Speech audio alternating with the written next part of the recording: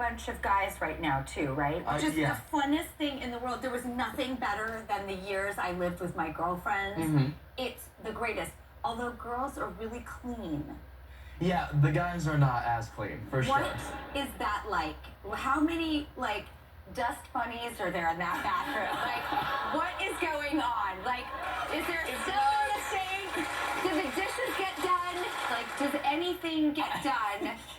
It's as cleanly as possible, and it's so funny because I lived with an older roommate for the past 8 years, and he was always the very cleanly ones. Like, couldn't leave my shoes in the living room, nothing, and I hated him for it. But now that it's my house and guys live with me, I've transformed into the parent. I'm like, guys, come on, your backpack's gonna stay downstairs.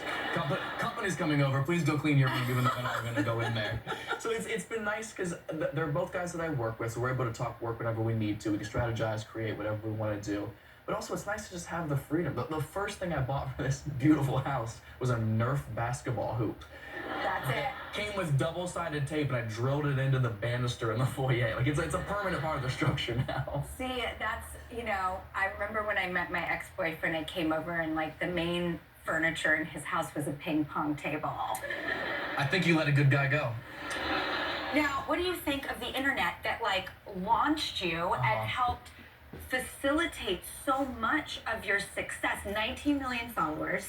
Right now. You put out a video that, like, changed so much. Will you tell me that story? Because I read it in your book, but I want to hear it, if you don't mind. Thank you. Yes. Second, just to summarize it, I put on social media for years. I don't enjoy it. I find it wildly negative and toxic. It does a lot more bad than good. Obviously, it does good. The reach for it can promote very wonderful things the world does need to hear about, but I think a lot of negativity overtakes that quite often, so I never wanted to do it. Yeah. And then I was 11 years into comedy, and I was like, you know what, things just aren't working out. And I was like, I'm still young enough, I can start over something else. I can go start a whole other career and be young in that profession. So I was like, you know what, before I give up on everything, let me just try the one thing I put off the whole time. And that one thing happened to be the success I really wanted was on the other side of comfortability. So I had to just take a leap. I bought a camera with money I did not have. I had to have a friend teach me to edit videos. And for a couple of months, I was just doing like one-nighters at comedy clubs for 40, 50, maybe 70 people on the weekends. And I would like run to the back of the room, set up my camera, like as they call my name, press record, run up on stage, hope it was in focus, see if we capture something fun on the show. Capture something in Arizona, Phoenix, and then I was at a comedy festival in Canada. And I was just feeling so down about myself, and I was like, this is so stupid, it's not gonna work, it's so pointless, the video's not even funny, and my friend was just like, just post it. And I posted it, and within like 24 to 48 hours. Millions, 10 million, and then 20 million, and then 30 million. Absolutely insane. I mean, that's the optimism of the apps, right? It's like anything can happen for anybody. Okay, I heard you like cookies. Oopsie, there goes one. I'll eat that one, I don't care. I would too, I ate it right off the floor.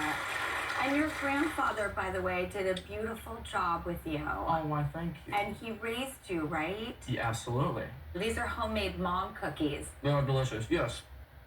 We picked the worst time to keep talking. I know, I'm sorry, I'm like... But they're very good. Now I want to keep eating it. Your grandfather had a huge, profound effect on your life. And what is your name for him? I don't want to mispronounce it. Oh, just Papa. Papa. Yeah, everybody has a weird nickname for their grandparents. What did you call yours? Dead. Oh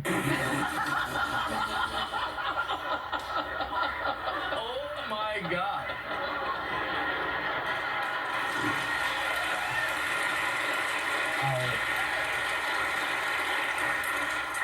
I'll be your grandpa. I'll do that for you. My living grandfather. I'll be your very alive grandpa. Well, your new book, which is so phenomenal, it's called Your Mom's Gonna Love Me, and I think that's very true. Thank you. Grandfathers, mothers, sisters, everyone. I mean, who doesn't love you, by the way? You should check the comments. All right, Matt's book, Your Mom's Gonna Love Me, is available now. We will be right back.